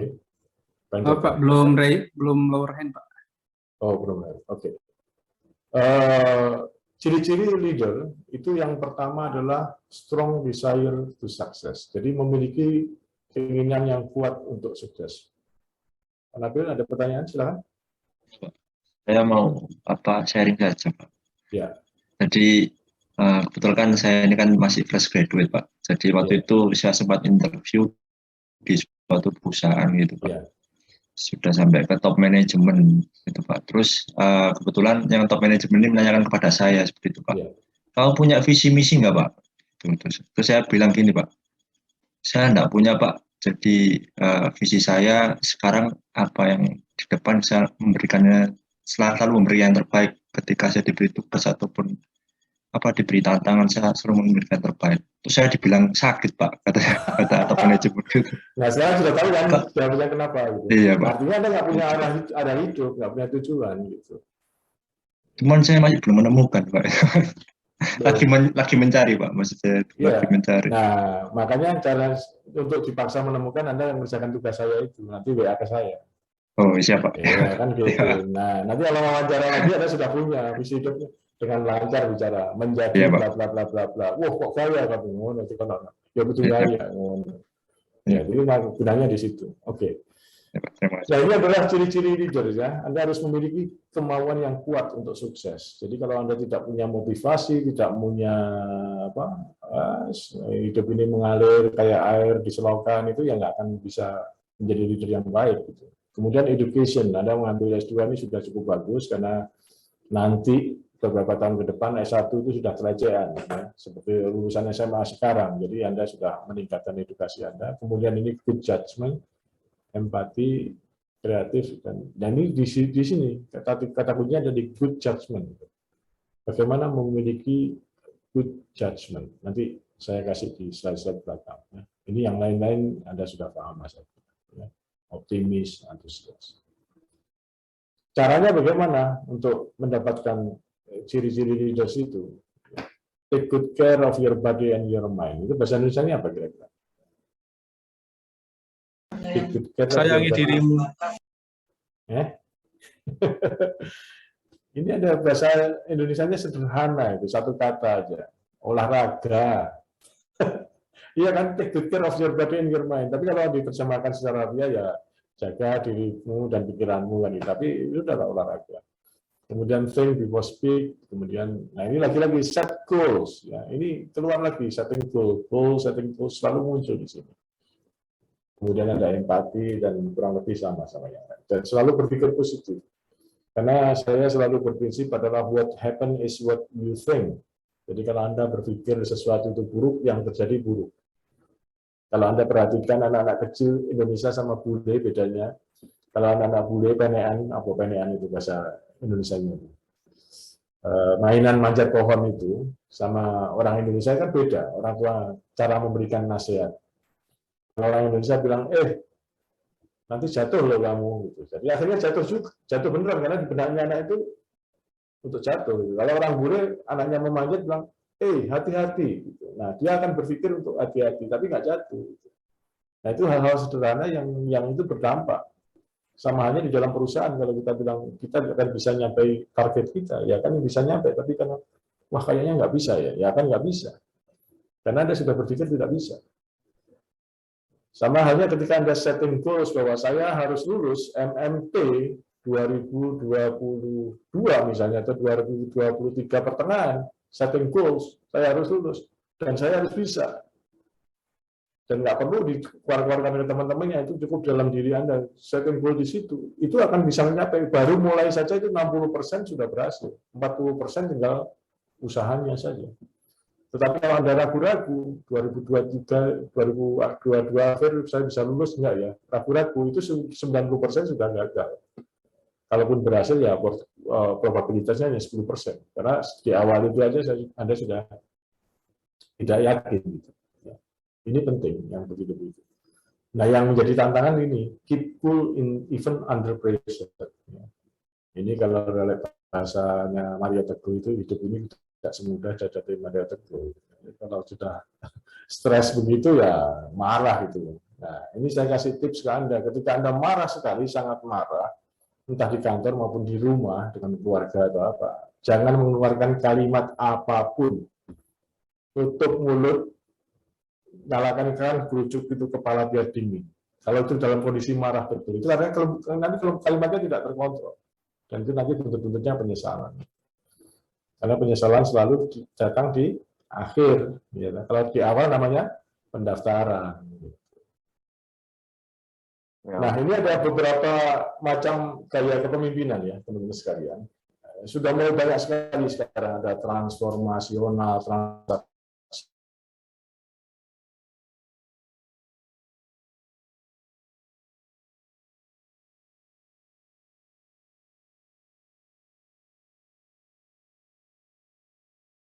ini gaya-gaya kepemimpinan. Mana yang bagus? Tidak ada. Tidak ada yang bagus. Yang bagus adalah masing-masing ini bisa diterapkan dengan kondisi yang sesuai. Kondisi mana yang dibutuhkan. Jadi nggak ada yang bagus. Tapi setiap orang memiliki satu gaya yang lebih dominan dibandingkan gaya yang lain. Jadi ini 4 gaya. Ini autokratik ya, do it my way. Jadi ini udahlah, nggak banyak bacot, ikutin aja. Kalau birokratik, menurut buku, biasanya orang teknik itu agak birokratik, karena menyalakan mesin itu prosedurnya kan harus diikuti, kalau nggak bisa meledak. Kalau laissez-faire itu karyawannya sudah bagus-bagus, bisa berpikir, bisa dilepas gitu. Jadi di hands off gitu, maksudnya dia dilepaskan untuk ambil keputusan sendiri, ada empowerment di situ. Kemudian kalau demokratik itu suara terbanyak yang diikuti. Ini 4 gaya dalam kepemimpinan. Sekali lagi ini bisa diterapkan kapan saja, tergantung situasi seperti apa, dibutuhkan yang mana. Nggak harus salah. Tapi setiap orang memiliki satu style yang lebih dominan dibandingkan yang lain. Penggunaannya seperti ini ya. Kapan menggunakan autokratik, birokratik, laissez-faire maupun demokratik. Anda nanti nggak usah nulis lah, saya kasih nanti ke ketua kelas, nanti sebarkan aja, atau si grup nanti saya kasih. Anda sudah bayar mahal, masuk saya suruh nulis-nulis, nggak usah. Nah sekarang bedanya ini, apa bedanya manajer sama leader? Anda kan sudah sering mendengar, bedanya apa sih? Ini sebetulnya bedanya. Masing-masing, Anda bisa baca, tapi yang penting di sini.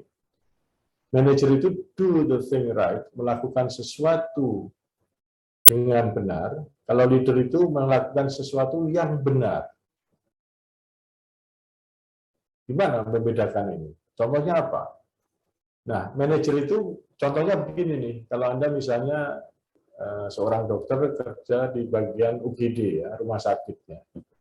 Kemudian ada kecelakaan, orang ditabrak semut misalnya, tapi naik buso, semutnya itu naik buso, jadi agak dia naik sepeda motor ditabrak semut, naik buso, nah, sehingga berumuming gitu. Dibawa ke UGD.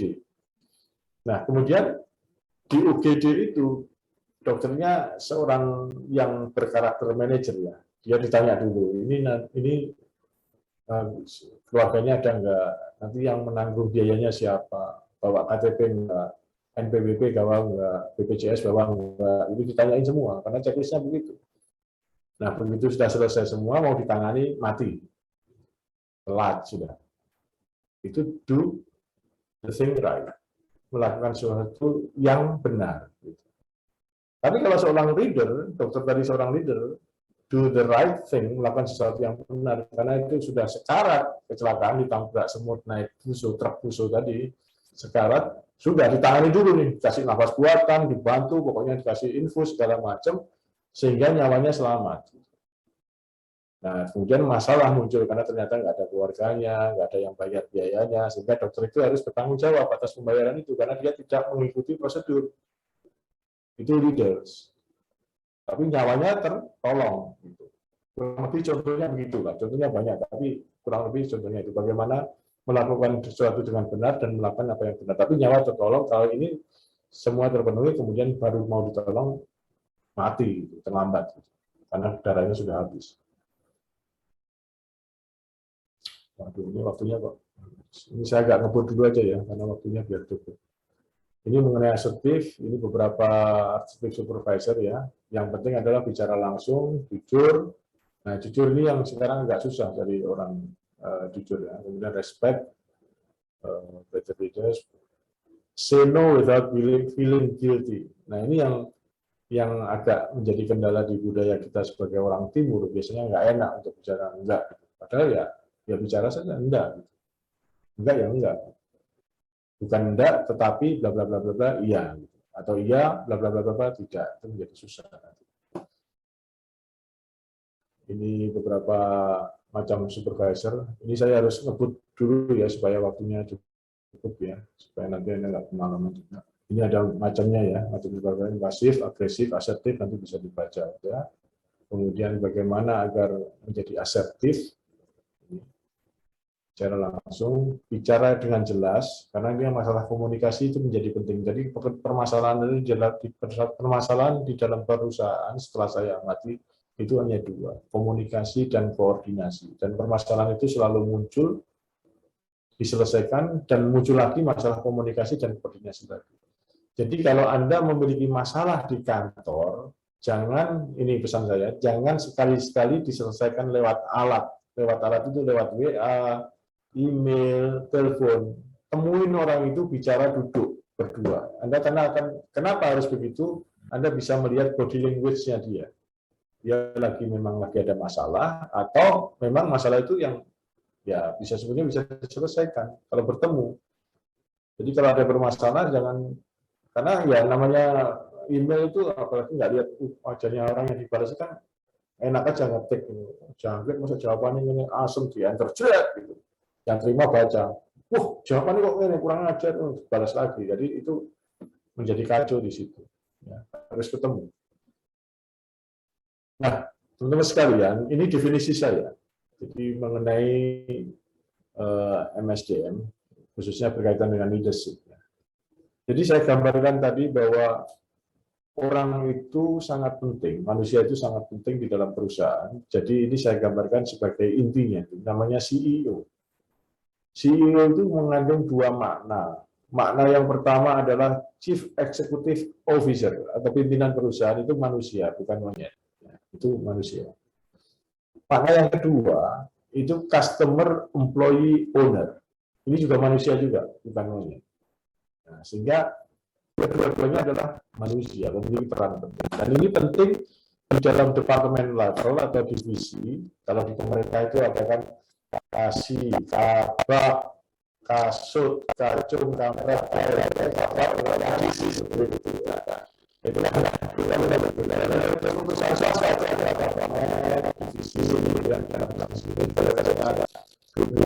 apa-apa media itu kan ada bisnis di dalam hotel saya ada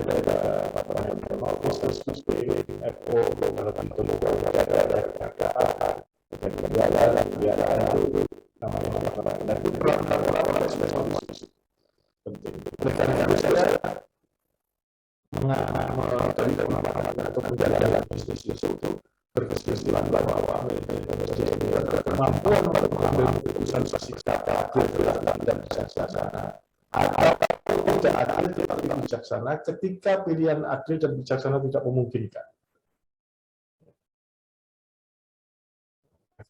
Agak rumit ya, tapi sebenarnya sederhana itu aja. Nah, kalau dituangkan dalam bentuk metrik itu seperti ini. Jadi kalau tidak adil dan tidak bijaksana itu nggak usah dibahas, karena semua orang menolak. Sudah tidak adil, tidak bijaksana, nggak usah dibahas. Semua orang sudah setuju. Kalau adil dan bijaksana juga nggak usah dipikirin, karena semua orang setuju. sudah adil, bijaksana, bagus, kasih jempol 2, kalau perlu 4 atau 5 jempol. Gitu. Permasalahannya adalah ketika kita harus memilih, kita mau adil tapi tidak bijaksana, atau tidak adil tapi bijaksana. Nah itu baru ngeluh, pusing. Ini dalam bentuk metrik. Nah, kalau kita tuangkan dalam bentuk garis itu seperti ini. Ya. Kalau adil di sebelah sini, sudut sini, bijaksana sebelah sini, semakin ke tengah itu semakin pusing mengambil keputusan itu. Ini sebagai contoh ya, sebagai contoh ini ada supaya masih respon juga supaya nggak ngantuk. Tapi masih di sebelah sini aja, di sudut yang ekstrim, adil bijaksananya di sini. Kalau misalnya ini Anda punya anak 2, ya. Istrinya 1 tapi ya, istri 1 anaknya 2. Jadi di kelas lain tuh membuatnya lupa kalau istrinya 2 kan nanti enggak, ini udah kondisinya 1 istri 2 anak. Tapi anaknya ini umurnya jauh, jaraknya itu. Yang 1 sudah SMA kelas 3, yang 1 baru TK 0 besar. Ya nggak tahu lah itu kenapa jauh itu nggak usah ditanyakan juga, nanti nggak penting, pokoknya itu jaraknya jauh. Nah pertanyaan saya, ketika Anda mempunyai 2 anak, yang 1 SMA kelas 3, kemudian yang 1 TK 0 besar, dari istri yang sama, nah, cukup belas kan, istrinya 1, jadi rahim yang sama, 1 orang. Kemudian masing-masing dari anak Anda yang 2 itu Anda kasih uang saku Rp100.000. Pertanyaan saya, Anda adil atau tidak? Dengarkan baik-baik ya pertanyaan saya. Apakah Anda bersikap adil dengan memberikan uang saku masing-masing Rp100.000 untuk anak yang 1 SMA, yang 1 0 besar? Jawabannya apa? Pak. Hah? Tidak. Adil, Pak. Enggak, Pak. Adil, Pak. Adil. Ayo, adil apa enggak? Adil tapi tidak bijaksana, Pak. Enggak, pertanyaan saya dengarkan dulu. Pertanyaan saya adalah adil atau tidak? Silakan, Mbak Febriana Damayanti. Kalau secara nominal sebenarnya adil, Pak. Tapi kalau secara dilihatnya berdasarkan umur itu tidak adil, Pak. Kalau secara ya, dijawab pertanyaan saya aja. Kemudian Mas Farid, silakan. Adil atau enggak? Adil, Pak. Secara jumlah adil. Adil karena pembagian porsinya secara kuantitas sama, tapi untuk bijaksananya tidak. Terima kasih, Pak. Adil dulu aja. Adil apa enggak gitu dulu. Jadi adil ya. Yang adil. Bilang enggak adil, yang bilang adil siapa? Enggak adil juga boleh, tapi yang penting alasannya aja. Kenapa enggak adil? Ada yang enggak adil? Silakan, Pak Hendri. Izin, Pak, menurut saya tidak adil, Pak. Ya, karena kita memberikan itu kan tadi walaupun nominalnya sama ya Pak, yang tadi 1 kecil yang 1 gede, tapi kan kebutuhannya berbeda Pak. Harusnya seperti itu Pak. Ya. Nah, sesuai dengan porsinya dan kebutuhannya Pak, itu baru bijaksana Pak dan adil. Ya. Nah ini yang kita menjadikan masalah sebenarnya di perusahaan sama. Nah kalau konteks tadi, kasus tadi, 2 anak tadi, kan istrinya sama, dari istri yang sama ya, dua-duanya anak, ini istrinya beda. Kalau masing-masing dikasih 100 ya adil dong. Kan sama-sama anaknya, sama-sama dapat 100-nya. Adil atau tidak? Jawabannya adil. Nah, perlu kemudian kalau dilanjutkan pertanyaannya, bijaksana atau tidak? Tidak bijaksana, karena kebutuhan anak SMA kelas 3 sama TK 0 besar itu berbeda. Gitu. Jadi kalau untuk TK beli permen sabu-sabu 100.000 ya mungkin ya dapat 1. Kalau SMA kelas 3 untuk beli voucher game nggak cukup 300.000. Jadi adil tapi tidak bijaksana kasus tadi. Ya. Ini baru di pinggir sini, ini ekstrem banget nih sini. Nah sekarang kita masuk nih sedikit ke sini. Kasus berikutnya. Jadi ini kasus nyata. Jadi saya kasih contoh-contoh itu konkret ya, kecuali saya bilang ini hoax, gitu, hanya cerita aja itu. Jadi ini ada kasus lagi di sini. Nah, suatu ketika ada karyawan saya datang ke saya, biasa ketemu itu. Pagi Pak, maaf mau ganggu, boleh bisa diganggu. Saya kalau karyawan mau ketemu langsung saya berhenti kerja, tutup saya berhenti dari laptop saya. Silakan masuk, silakan duduk. Ada apa? Ya. Terus dia bilang, Pak, saya mau cuti. Ya Allah, cuti aja masa ke saya kan? Iya Pak, sudah ke Humanisos tadi, tapi suruh menghadap Bapak dulu, harus ada approval. Kenapa gitu? Saya mau cuti 1 bulan. Duh, kok lama sekali? Iya Pak, saya mau naik haji. Kebetulan jadwal saya itu harusnya tahun depan, ini tadi dihubungi ada yang kena COVID meninggal, saya dimajukan jadwal. Jadi kan kapan lagi Pak? Jadi saya mohon dispensasi. Karena cuti itu kan 12 hari dalam setahun, dia kan 1 bulan.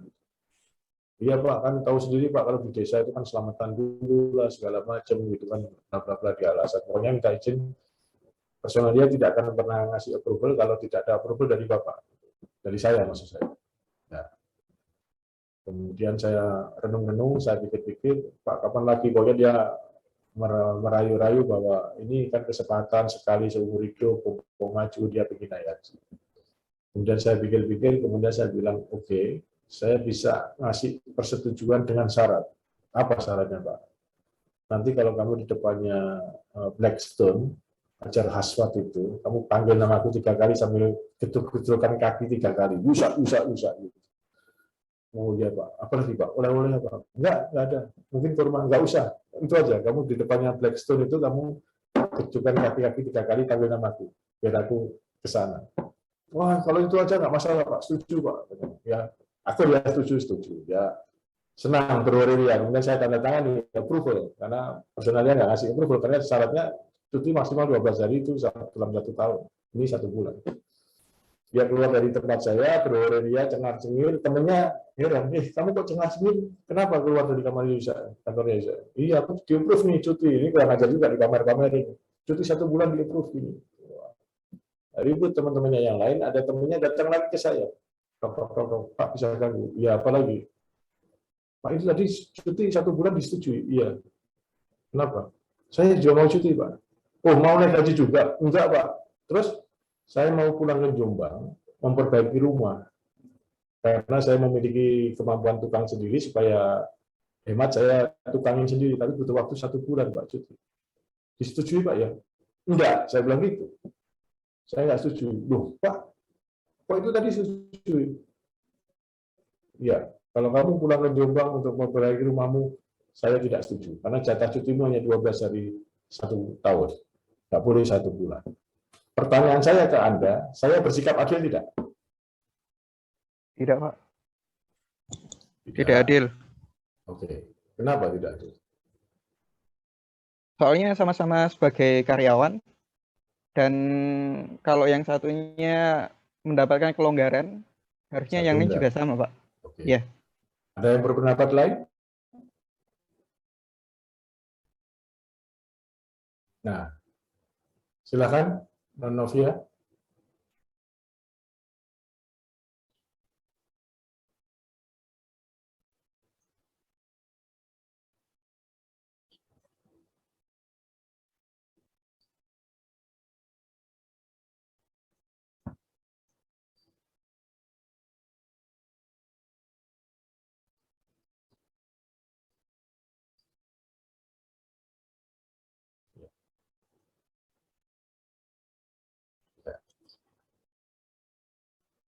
Ya.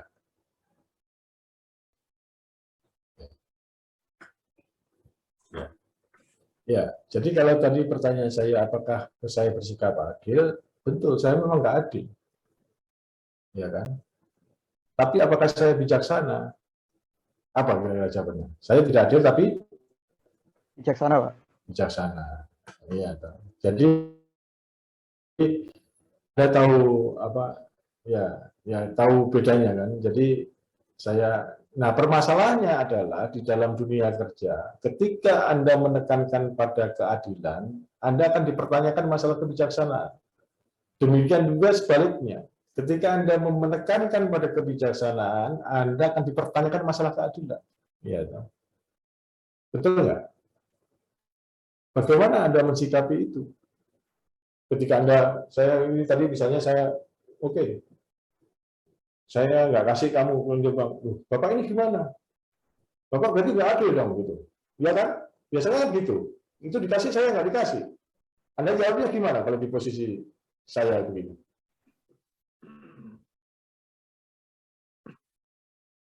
Ya, silakan.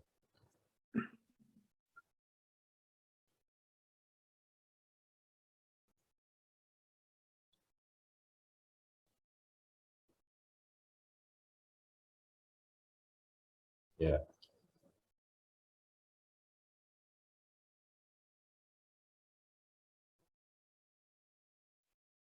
Ah. Nah.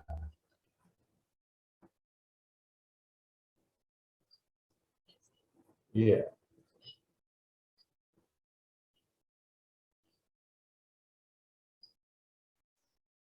Ya. Nah, itu yang kemudian menjadi lama. Karena dia bilang, kan ya tapi kan saya punya hak juga. Nanti debatnya begitu. Kalau kemarin saya jawabnya nggak begitu. Berarti Bapak nggak adil ya sama saya. Saya jawabnya, iya, mau ngapain? Mau apa? Mau pecat saya? Saya bilang gitu. Tak pecat duluan loh. Udah, nggak usah nggak ada. Aku memang nggak adil. Lu mau ngapain? Udah, diam dia. Masa orang mau betulin rumah samain orang lain gaji? Dia bilang gitu, baru ngomong-ngomongnya begitu. Jadi dia mulai memahami. Tapi dari awal sikat dulu. Jahat ya. Ya jahat. Tapi firm untuk menekankan itu tadi yang umumnya agak pendek tadi Novia tadi sudah menjelaskan oke lah, masih oke penjelasannya Novia menjelaskan dulu biar paham. Tapi kalau saya kelamaan, aku kalau nggak adil mau ngapain? Mau mecat saya? Yang gitu. Kan nggak mungkin mecat atasannya. Kayak misalnya yang kasus yang sekarang itu yang bawahannya Jenderal Dudung suruh mecat Jenderal Dudungnya nggak bisa. Gitu. Jadi di dalam perusahaan juga begitu bahwa dijelaskan dulu, iya mau ngapain. Karena nanti kalau diberikan dijelaskan itu pun dia akan terus membantah di situ. Nah, tinggal kita bagaimana mensikapi itu, menjelaskan bahwa ya saya tidak adil, ya kamu mau ngapain gitu. Supaya itu yang saya sebutkan bahwa stylenya manajemen tadi dikeluarkan ada kondisi tertentu yang mungkin agak otoriter. Tapi kalau mau agak soft, bijak ya seperti yang dijelaskan Novia tadi itu ya itu betul juga. Maksudnya nggak masalah, cuma itu. Tapi kalau mau nggak buang-buang waktu begitu. Pertanyaannya sekarang adalah kapan atau kalau pakai bahasa Malaysia itu bila kita menekankan kebijaksanaan dan bila kita menekankan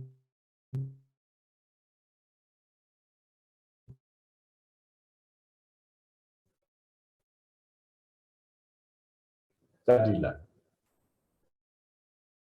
Bila kita kapan dan kapan kita menekankan keadilan.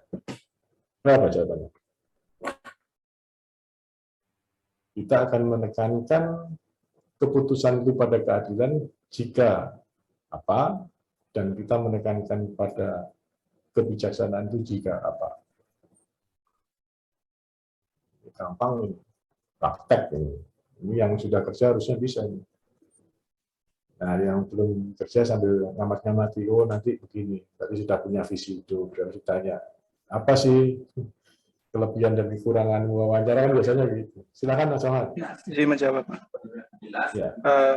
Untuk yang keadilan akan lebih identik pada adil dalam menerapkan kebenaran. Jadi itu terus diterapkan dalam segala kondisi. Kalau yang bijaksana ini lebih pada we work with empathy, jadi melandaskan empati dalam bersikap, karena satu kondisi lain dengan kondisi yang lainnya akan tentu bisa jadi berbeda, sehingga dengan empati ini kita bisa bersikap lebih bijak. Filosofis banget ya kebenaran. Benar itu apa sih? Benar itu adalah a group of people say yes. Nah, itu disebut benar. Jadi itu enggak, tapi ini agak selingan aja. Jadi gini saja. Jadi kita akan menekankan pada keadilan jika hal itu berkaitan dengan perusahaan, dengan peraturan perusahaan. Itu nanti dasarnya adalah keadilan. Tetapi kita akan menekankan pada kebijaksanaan jika hal itu berkaitan dengan kemanusiaan. Itu dasarnya adalah itu. Jadi keadilan berkaitan dengan peraturan perusahaan, kebijaksanaan berkaitan dengan kemanusiaan. Jadi kalau misalnya Anda terlambat, misalnya terlambat masuk kantor, kenapa tadi terlambat? Pak, ngantar ibu saya ke UGD, tiba-tiba tadi jatuh di kamar mandi. Apa iya sih kamu nggak dikasih izin masuk karena mengantar orang masuk UGD? Silakan Mas Nabil. Pak izin bertanya Pak. Ya. Jadi kita sebagai calon pemimpin tuh kita nggak bisa memilih mana yang adil dan maksudnya tidak bisa menyeimbangkan keduanya Pak ya. Kita harus memang memilih salah satunya Pak. Atau gimana? Bukan gitu. Jadi kalau keseimbangan itu kita tetap tujuannya adalah yang adil dan bijaksana. Jadi kalau itu terpenuhi, sudah adil dan bijaksana, sudah no question, sudah selesai, no problem gitu. Tetapi ada banyak kasus kita dihadapkan ada pilihan itu nggak bisa, mau adil dan bijaksana nggak bisa. Kayak tadi misalnya, saya sebetulnya sukanya itu si A itu karena rambutnya panjang, seleranya lah. Tapi kok hidungnya pesek gitu misalnya. Tapi di sini itu hidungnya mancung, tapi kok rambutnya pendek. Itu kan maunya yang hidungnya mancung, rambutnya panjang, bodinya bagus kan gitu. Tapi itu nggak bisa terpenuhi. Nah, kalau kita dalam mengambil keputusan bisa memenuhi adil dan bijaksana, itu lebih bagus. Itu sudah selesai permasalahan. Tapi yang saya sebutkan adalah ketika kita tidak bisa memenuhi ini kan, ya, definisinya tadi, ketika adil dan bijaksana tidak memungkinkan, itu kita milih yang mana? Itu. Jadi cara mengambil keputusannya tadi yang saya berikan itu. Keadilan. Nah, masalahnya adil itu apa? Adil itu apa? Definisi adil. Seimbang, Pak. Adil seimbang. Apalagi? Sama rata. Sama rata. Apalagi? Proporsional, Pak. Proporsional. Kalau saya kasih penjelasan. Sesuai bagiannya masing-masing. Seimbang. Sesuai bagiannya masing-masing. Kalau saya kasih penjelasan, adil adalah semua keinginan dan kemauan saya dituruti, itulah keadilan. Menurut Anda gimana?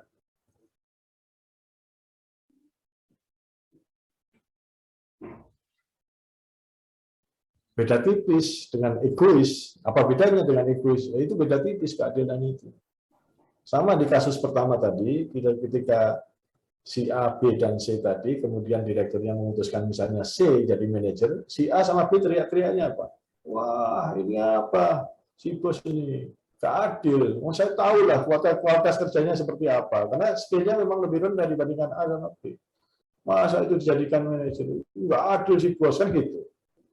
Bosnya dengerin nih, didengerin. Oke, karena kamu protes ini, misalnya si A yang protes. Oke, A kamu protes ya. Kemudian, udah sih, karena ada yang protes, kamu nggak jadi nih. Si C kan protes, ini apa-apaan sih? Baru dipromosikan, udah diturunin lagi. Wah, ngawur aja bos ini. Nah, si A ketika dinaikkan, dia bilang, nah ini baru adil bos, saya yang naik, kan gitu. Iya kan? Si B teriak-teriak, apa ini nggak bisa apa-apa, memang dia kerjanya begitu, tapi dia nggak bisa ngatur orang itu. People manajemennya lemah, nggak bisa ngatur orang, dia maunya kerja kayak kuri, bla bla bla bla. Nah bosnya kan dengar lagi di protes tuh, kamu protes, iya nggak adil bos, ngapain sih itu? Bosnya kan saya lumayan, leadership saya punya, skill saya punya. Ya sudah, karena kamu protes, sekarang A nggak jadi, si B, A sama si kan teriak-teriak, ini apa-apaan sih si bos ini? Itu. Jadi adil itu ya itu tadi, keinginan kemauan itu keadilan, dan itu nggak akan ada selesainya. Dan itu ada masalah yang terjadi di dalam perusahaan begitu. Saya bahkan sudah observasi, meneliti bahwa ternyata misalnya dulu saya nggak suka sekali dengan gosip, ya. Sama sekali. Sampai sekarang saya nggak suka juga. Tapi ketika itu sudah mengganggu suasana kerja, kemudian saya akan tangani itu karena sudah mengganggu suasana kerja. Kemudian saya teliti. Kenapa gosip itu terjadi? Ternyata penyebabnya 3 gosip itu. Yang satu adalah cowok cakep, yang kedua cewek cantik di dalam kantor itu, yang ketiga promosi jabatan. Cowok cakep itu yang gosipin siapa? Laki-laki dan perempuan. Kalau laki-laki, kenapa cewek-cewek banyak yang suka sama dia? Gitu. Kalau cewek, kenapa dia suka sama si X, kok nggak suka sama saya? Demikian juga kalau karyawan cantik, itu yang gosipin laki-laki dan perempuan juga. Kalau laki-laki, kenapa dia suka sama si X, kok nggak suka sama saya? Kalau cewek, kenapa banyak cowok-cowok suka sama dia, kok nggak suka sama saya? Promosi jabatan juga begitu. Kenapa yang dipromosikan kok dia, bukan saya? Gitu. Nah itu adalah masalah-masalah yang harus diketahui di dalam praktek itu nggak ada di teori, tapi ya nyatanya begitu. Bagaimana yang sudah bekerja kan tahu itu kondisinya seperti itu. Pasti benar lah, saya ini berdasarkan kondisi di lapangan.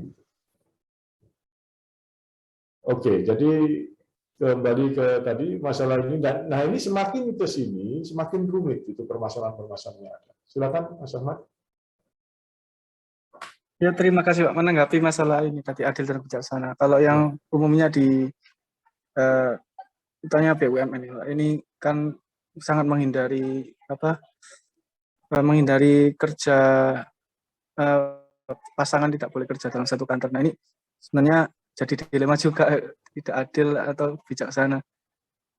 Dan memang dampaknya sampai seberapa besar sehingga ada aturan seperti itu. Ya. Terima kasih. Ya, terima kasih. Jadi kalau BUMN itu kan semi swasta ya. Kalau ini nanti yang maaf ya saya kasih namanya penjelasan dulu bahwa konteks yang saya berikan itu adalah konteks swasta ya, perusahaan swasta. Jadi kalau misalnya ada PNS, pegawai negeri, agak berbeda konteksnya, dan mungkin berbeda, bukan agak, tapi berbeda. Jadi nggak bisa sepenuhnya bisa diterapkan konsep saya, karena di situ ada masalah culture yang sudah membudaya di PNS. Nah, menjawab pertanyaan Mas Ahmad tadi di BUMN itu, mestinya itu masih agak sedikit dominan, swastanya bisa. Karena di tempat saya juga sama, suami istri nggak boleh. Karena apa? Nanti ketika misalnya ada yang sakit, entah itu anaknya atau keluarganya, menjadi 2 orang yang tidak masuk. Gitu. Itu kalau pertimbangannya di swasta begitu. Jadi biasanya kalau di peraturan perusahaan di tempat saya tulis itu keluarga dekat tidak diperbolehkan. Yang dimaksud keluarga dekat adalah 2, suami, istri, anak, itu kemudian jelas di situ. Jadi kalau teman boleh karena bukan keluarga dekat. Nah kalau di dalam menjawab pertanyaan tadi mengapa suami istri tidak diperbolehkan, itu tadi kalau misalnya nanti ada satu masalah di dalam satu keluarganya menjadi dua-duanya tidak bisa masuk gitu, karena ya apalagi misalnya kayak entah itu mantenan, entah kematian, entah anaknya sakit, kan mesti terganggu itu 2 yang harusnya hanya 1 saja kalau itu tidak dalam satu perusahaan yang sama. Kayaknya pertimbangannya itu sama. Mungkin ada pertanyaan lagi? Izin bertanya Pak. Ya silakan. Tadi kan ada matriks ya Pak ya, ada matriks ada 4 gitu kan. Misalkan kita pilih posisi di mana nggak bisa adil, nggak bisa bijaksana, tapi kita kasih reward, Pak. Itu gimana, Pak? Nah, itu bagian dari keputusan adil bijaksana. Kan kalau Anda misalnya mengasih reward-nya itu kan hanya kebijaksanaan itu sebetulnya.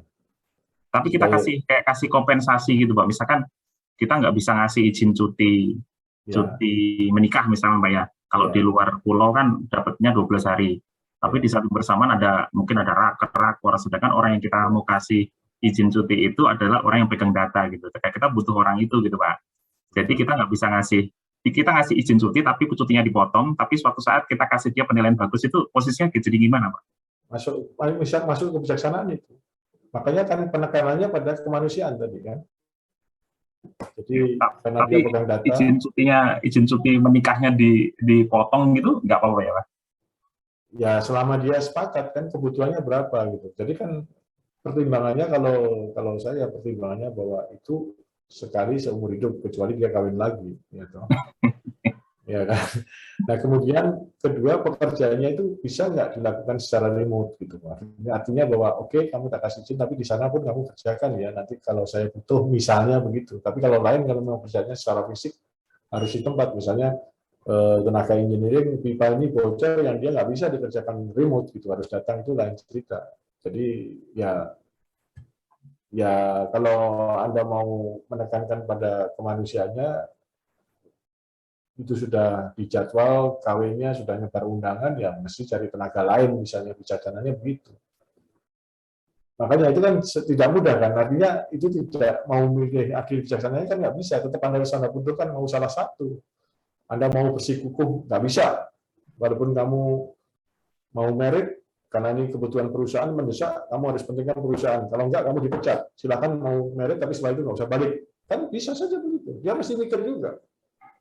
Tapi itu Anda menekankan pada keadilan kalau di situ. Tapi kalau Anda menekankan pada kebijaksanaan, wah ini kan kasihan juga ya, kawin gini. Nanti gimana kalau ini ya sudah, saya kasih jalan tengah nih, bijaksana nih. Oke, yang harusnya 7 hari kamu pada saat nikahan aja ya, 2 hari, habis itu balik dulu, nanti tak ganti, tambahi cuti lagi di lain waktu. Nah itu bijaksana sebetulnya, bukan nggak masuk dalam kuadran ini Adil Wijaksana. Ada lagi pertanyaan? Terima kasih, Pak. Ya. Sudah ngantuk semua kayaknya. Sudah lihat jam semua nih. Kelihatan dari sini. Saya ini penuh pengertian. Setelah kuliah sama saya itu enak. Nanti Anda boleh tidak setuju, boleh selanyaan juga, saya nggak apa-apa. Sepenting ya, ikuti tugas-tugasnya dikerjakan. Ini sebetulnya masih ada beberapa, tapi kayaknya waktunya melihat agenda tidak memungkinkan. Ya. Jadi saya mungkin itu dulu. Tapi yang jelas adalah Anda sudah punya satu tugas membuat visi hidup. Ya. Visi hidup Anda nanti silakan di WA ke saya supaya langsung saya bisa koreksi satu-satu. Dan Anda bisa setuju atau tidak setuju. Ingat, diawali dengan kata-kata menjadi. Karena itu visi hidup. Visi adalah jawaban atas pertanyaan, what do you want to be? Kamu mau jadi apa? Menjadi orang yang berguna bagi nusa dan bangsa. Dan itu visi harus panjang sekali ya. Kalau Anda membayangkan itu sekitar 20 atau 30 tahun ke atas. Ke depan. Jadi nggak bisa jangka pendek. Saya ingin menjadi rentenir misalnya. Itu kan nggak keren plus itu. Visi yang nggak keren itu bisa juga, tapi kan nggak keren plus. Nanti silakan di WA ke saya akan bantu koreksi, dan nanti saya kasih scoring juga dari Anda yang mau siapkan. Anda nggak ngirim juga nggak apa-apa, karena nggak dapat skor, gitu. Nggak dapat poin dari saya. Ya. Saya kira sementara itu dulu ya, teman-teman sekalian. Untuk hari ini Anda sudah, ya silakan. Untuk absensi dari Bu Widya sama Pak Revel, konfirmnya katanya Bapak bisa bikin di My ITS sudah, Pak. Oh, di My ITS. Iya, Pak, betul. Jadi masuk dari mana ya? Atau harus sekarang atau bisa habis ini? Mungkin bisa habis ini, Pak. Biar nanti saya share kode presensinya. Oke, baik. Saya coba. Ini saya baru semester ini juga ada presensi kemarin. Nanti saya ambil belajar. Nanti kalau nggak belajar. Ya, Pak. Saya kira itu dulu ya, nanti saya kirim ke Mas Bayu WA ke saya. Untuk hari ini saya kirim dulu, nanti minggu depan sudah harus ada yang presentasi PowerPoint itu. Syukron wa tumtum bil khair. Wassalamualaikum warahmatullahi wabarakatuh. Selamat malam. Waalaikumsalam warahmatullahi wabarakatuh. Terima kasih banyak, Pak. Terima kasih banyak, Pak.